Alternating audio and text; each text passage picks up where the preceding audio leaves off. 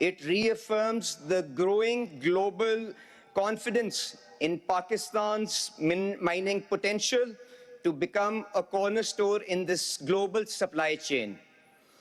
As your host, let me briefly showcase to you the vast mineral wealth of Pakistan and the extraordinary opportunity it presents to the world. Can we have the presentation, Ji? Right. So, Ji, okay. Yeah. Okay. Can we go to the next slide, Ji? So, I think to start with, I would just state that in the recent past, Pakistan has been through interesting times, and the government of Prime Minister Shehbaz Sharif, with the help of the international partners, has mashallah been able to stabilize the economy with its hard-won efforts, and the early signs of recovery and its dividends are now visible on the economic landscape. To just showcase you a few examples of how the situation has improved and where we are today, I would just like to spotlight the improvement on the foreign exchange reserves front, which should give a lot of confidence to the international investors present here that the repatriation of profit issues which have been cleared in the last 1 year, inshallah, that would be a permanent solution for us in the near future. The current account deficit, which has been the perennial issue, which has forced Pakistan into a boom and bust cycle. In the last 8 months, we've been able to convert that into a surplus of around $650 million. The inflation, which had skyrocketed to around 40% a year back, is now well in check, and the CPI is hovering around 1%. The Pakistan Stock Exchange, despite the recent turmoil that we see in the markets, remains amongst one of the best performing markets in the world. So all these efforts that the Prime Minister Shehbaz Sharif and his economic team has personally led is leading to a lot of accolades on the international front. And I will just like to showcase a couple of testimonials and validations that we've received from the MD IMF, which has recently stated that the Pakistan's economy is moving in the right direction with strong reform efforts. So the focus is not to provide temporary solutions, but to address the structural issues of the economy, which has forced us into a boom and bust cycle. So another similar validation when the IFC head was visiting here after many years was when he said that we believe in Pakistan's long-term potential. Our goal is to invest $2 billion annually to support growth in Pakistan. And similar efforts have also resulted in recent upgrades in the ratings for Pakistan by organizations like Moody's and Fitch, and we expect further good news on this front as we continue to make progress on economic reforms. So now, as we move from anchoring and stabilization towards a more inclusive, resilient, and sustainable growth paradigm, the focus, the effort of this forum is to highlight and showcase what kind of role mining can provide in this transition. And the next few slides, with the help of the next few slides, I would like to showcase what Pakistan has to offer, what is being done to facilitate that, and where do we stand in terms of excavation, capacity building, and value addition. So let's go to the next slide. So my brother, Minister Belushi, stressed the importance of the Tethyan Belt. So undoubtedly, that belt remains vastly unexplored, and it starts from east of Europe passes through west of Pakistan and goes all the way up to Southeast Asia. So this is where it enters Pakistan, goes up to KPK, and then moves on towards Southeast Asia. So now, this is just to spotlight where Pakistan is on the Tethyan belt. Now I will just zoom in on the particular areas and what kind of potential is available there in those provinces. So next slide, G. So now we are into Balochistan, which I think is richly endowed and undoubtedly has one of the largest reserves, untapped reserves of copper and gold. It is home to huge mineral potential, and it is not just restricted to Chaghi district, which is located around here. I think Chaghi has gathered a lot of spotlight because of the Reko Diq project and the Sandik project that are being discussed, and it has tremendous potential of copper and gold. But then there is also the Khusdar and Lasbela belt, which is located somewhere over here, and there are measured reserves of lead and zinc over here. And then there is the Zob corridor, which is somewhere over here, and there are indications of chromite and antimony that have been seen over there. So now this is just the Balochistan area. Now moving on to Khyber Pakhtunkhwa, I think a lot of focus has been on Balochistan, but the other provinces, since they are also on the Tethyan belt, have vast potential. So when you zoom into KPK, I think the Chitral and the Kohistan belt, if you look there, there are showings and endowments of copper, placer gold, gemstones, copper, antimony, and all those precious materials that are listed here in this belt also. Now moving on to Punjab, I think one of the biggest reserves of Himalayan pink salt is located in Punjab, and that's potential is being excavated. And in Chiniot, there are also indications of iron ore, placer gold, and many other important materials. Now moving on to Sindh, and we have the Honorable Chief Minister here. I think the biggest, one of the biggest reserves of lignite coal is located in Thar. The sizing of that opportunity is around 175 billion tons. And the current production that is happening there is only 11 million tons per annum. So there are a lot of projects and a lot of opportunities in gasifying this coal resource and meeting the energy and the fertilizer needs of the country.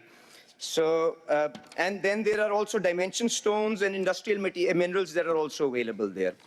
Now moving on to Gilgit-Baltistan, I think in Gilgit-Baltistan, there are also indications of gemstones, various projects and undertakings are being done there to develop and harvest the potential of gemstones in this belt. And then you have rare earth elements, indications of tracer gold, and many other materials in this belt also.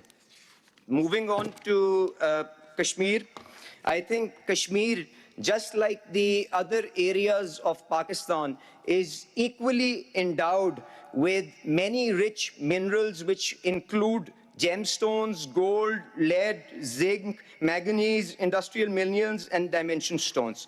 So this is, we can go to the next slide. This is just to highlight the kind of potential that remains untapped within Pakistan and what is being done to cultivate and harvest this potential. So now on what the government is trying to do to facilitate the discovery of these minerals and to add value to these products. I think everyone understands and appreciates that minerals primarily remains a provincial subject. However, the vision of the Prime Minister and with the support of the Army Chief was that we harmonize the fiscal and the legal framework under which this entire activity is happening. Currently, there were more than 6 acts, more than 6 policies, 8 acts, and around 36 different variations of rules under which this mining activity was happening. And some of these legislations were as old as 1923. For example, the Mining Health and Safety Act that was being used was approved in 1923. The Provincial Concessions Act that was in vogue was approved in 1948. The Labour Act was. So this will be a framework in which all the have been drawn out after multiple rounds of stakeholder consultations in which the chief ministers have personally been involved. These benefits, these incentives have also been benchmarked with the top international jurisdictions by a renowned consultant, American consultant by the name of Wood Mackenzie. And similarly, the legal framework has also gone through this rigorous round of evolution and was led by a renowned law firm based out of UK, which is White and Case. So this is an effort that has happened in the last 1 year under the stewardship of the Prime Minister. Now, what are the key features of that policy? I think the first thing that we also get to hear about is how will you ensure that the value addition is done locally in the country, and it is not just basic metals and the concentrate that is exported out of Pakistan. So the incentives, whether it be in terms of developing the royalties, have been imposed based on a sliding scale. So as you move up in the value chain, the burden of the royalties that has to be shared will reduce. So that is to incentivize onshoring of maximum amount of value addition.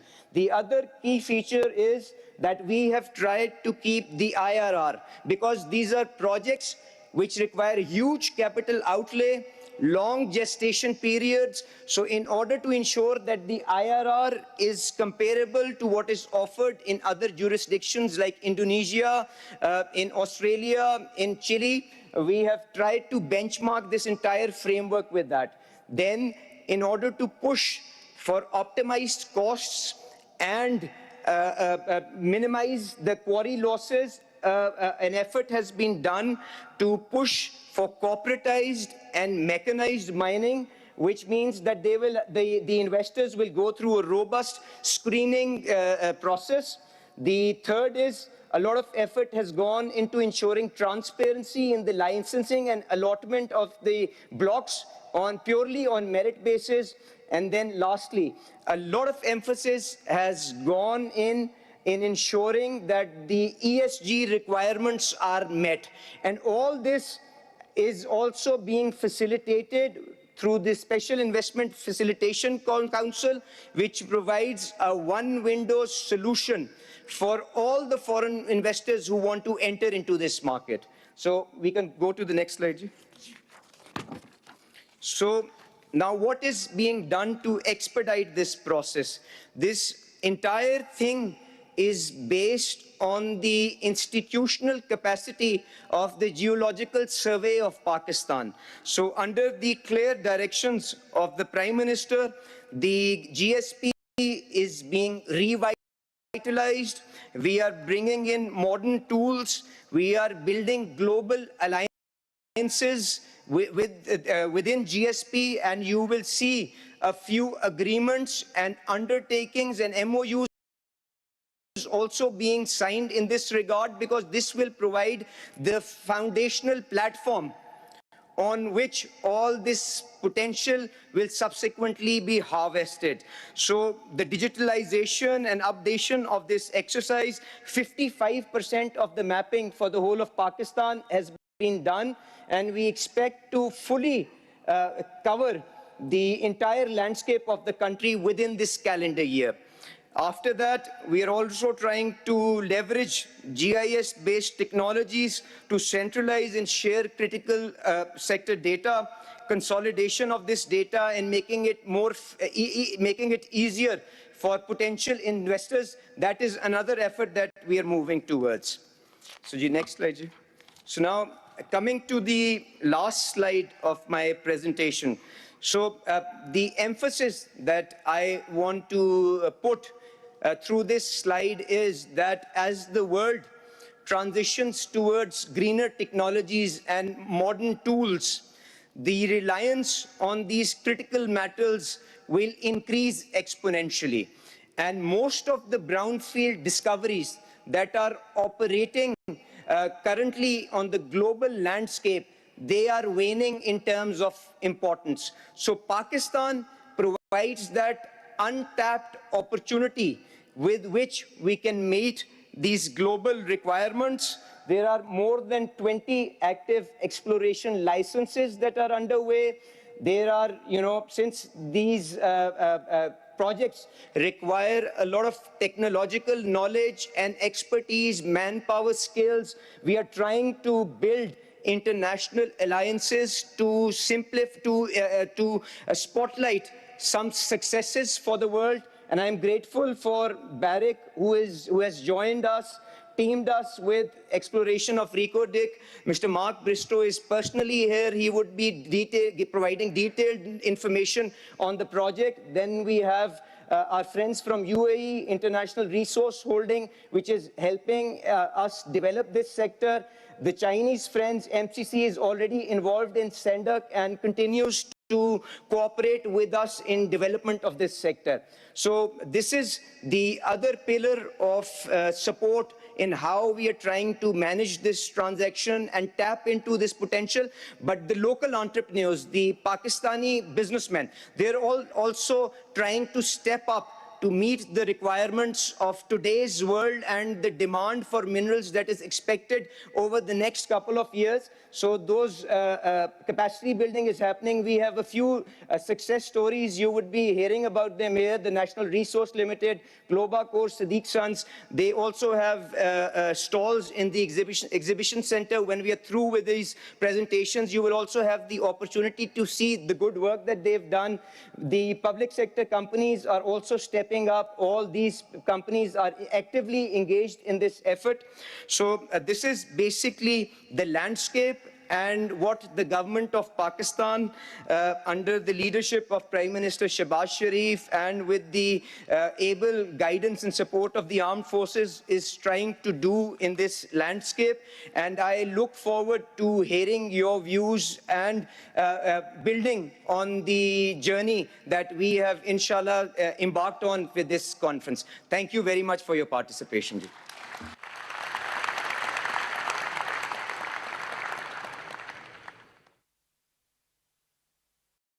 Thank you so much, Your Excellency, Ali Parvez Malik, the Minister of Energy, the Petroleum Division for the Government of Pakistan.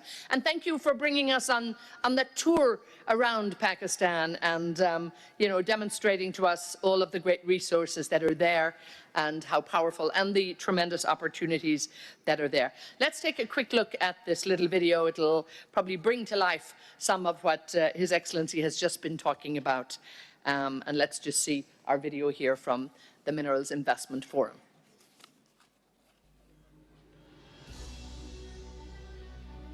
Hidden deep within Pakistan lies a future waiting to be unearthed.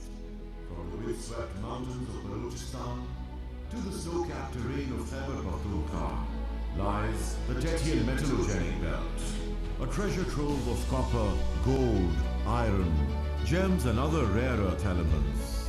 At the core, Reko Diq, a giant among giants, a world-class copper-gold deposit poised to shift the balance of global supply. Its potential, monumental. Reko Diq is more than a mine. It is a statement to the world. A statement that Pakistan is building a mining sector that is robust, transparent, and designed for long-term success. A nation's true wealth isn't buried beneath the ground, it's built in the hands and minds of its people.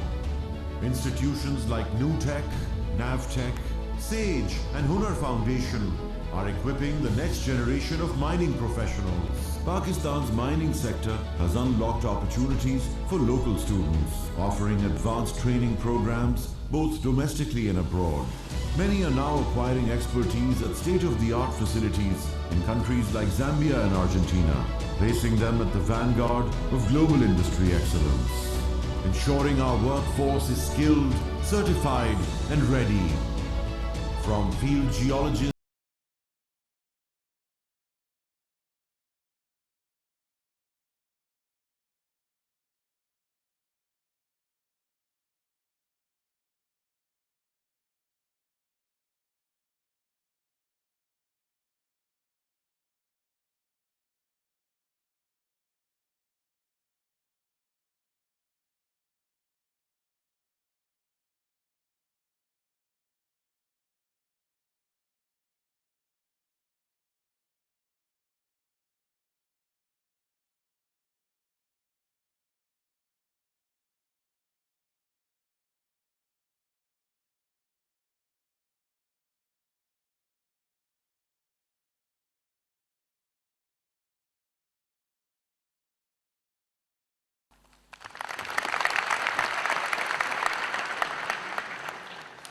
And there you heard it, the dawn of a new frontier.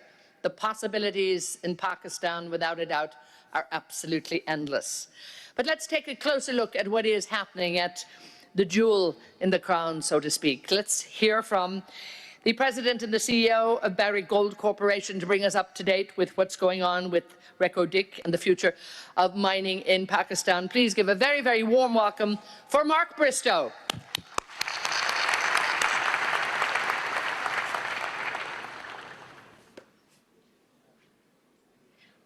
Lovely to see you.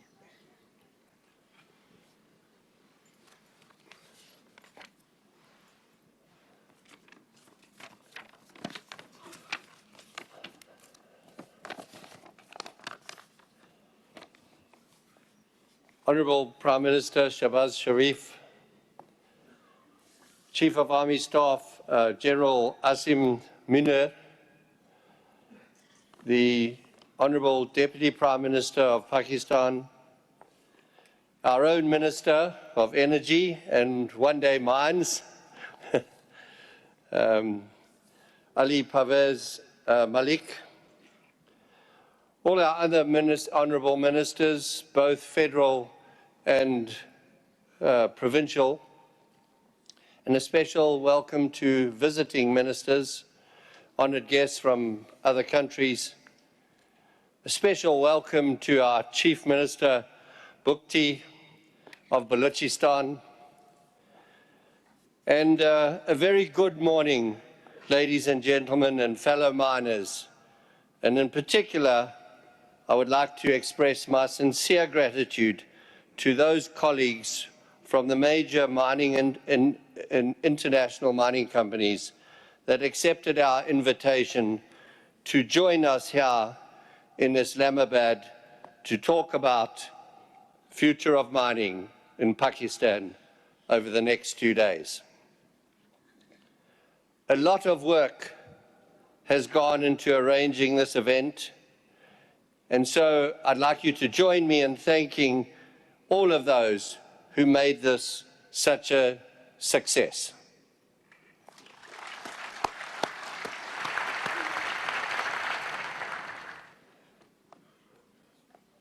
This is our usual cautionary statement, which you can also find on our website, should you wish to review in more detail. All good things in life come about through hard work and perseverance. And the same can be said about the Pakistan fledgling mining industry, which we celebrate today. I believe this marks the commencement of a brand new mining frontier, which is about to put Pakistan on the world stage when it comes to mining and its potential to compete against countries like Chile, Peru, the Democratic Republic of Congo, and Zambia.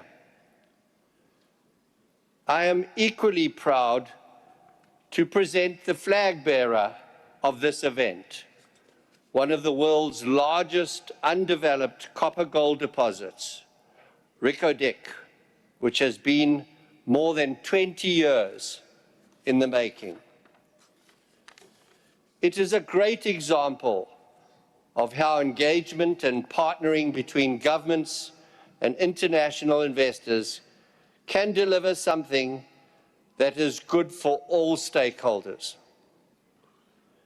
Barrick, with the governments of Pakistan and the province of Balochistan, set out to reshape the Reko Diq partnership that focused on sharing the value it would create with all stakeholders.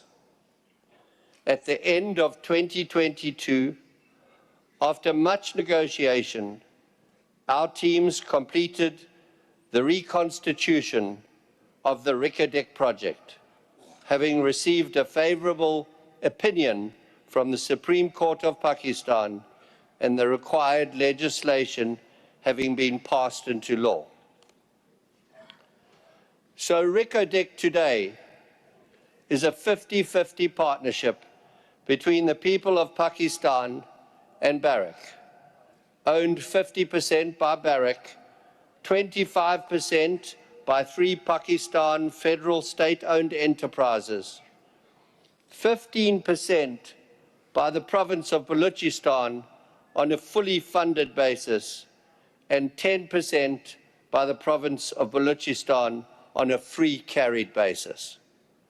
Balochistan's 25% share is fully financed. Never before has sharing of a mining venture in this manner been concluded in our industry.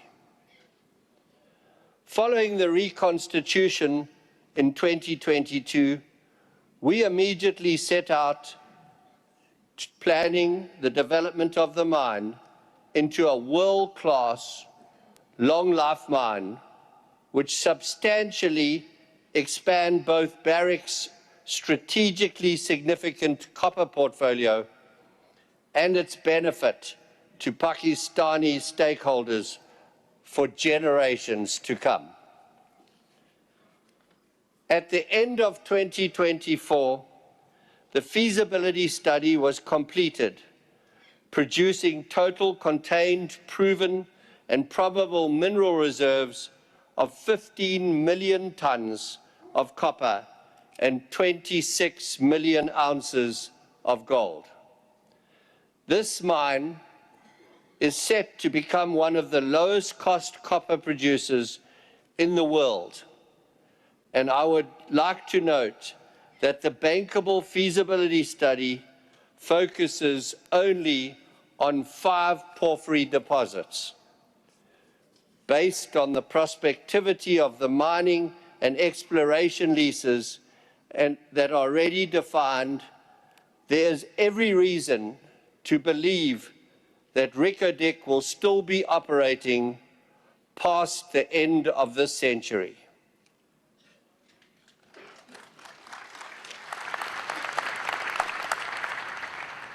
First production is planned for 2028 and targets 240,000 tons per annum copper and 300,000 ounces per annum of gold during phase 1, and will grow to 400,000 tons per annum of copper and 500,000 ounces per annum of gold during phase 2.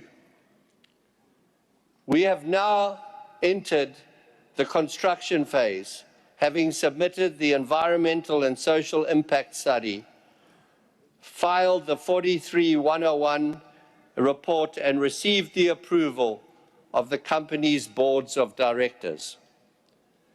The ongoing development of this resource is a key milestone, not just for Barrick, but also for Pakistan and the province of Balochistan. And I am sure, as I said at the beginning of my presentation, Reko Diq will be the beacon that leads Pakistan into the ranks of the top global mining jurisdictions. Barrick has a proven track record of partnering with and fostering local suppliers worldwide, and we are applying these same principles and experiences at Reko Diq. Over the last 2 years, we have awarded contracts valued at millions of dollars to suppliers from the Chagai district.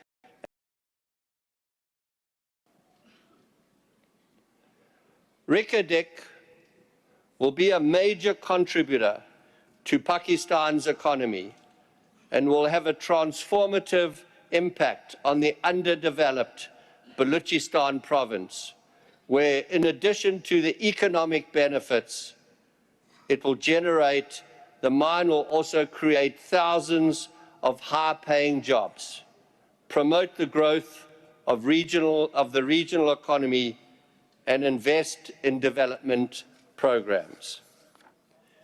During peak construction, Reko Diq is expected to employ more than 7,500 people, and once in production, is expected to create approximately 4,000 direct long-term jobs.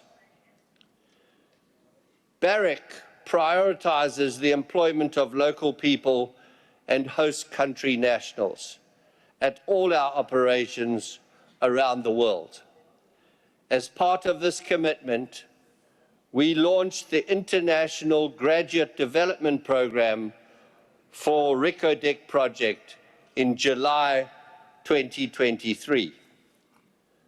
Balochistan graduates, selected from thousands of applicants, embarked on an intensive on-the-job training program at Barrick mine sites throughout the world, including Veladero in Argentina and Lumwana in Zambia. 9 graduates have completed year 1 of the program. Another 18 have recently been selected. This hands-on experience is designed to equip talented youth from Balochistan with practical skills and insights into world-class mining operations.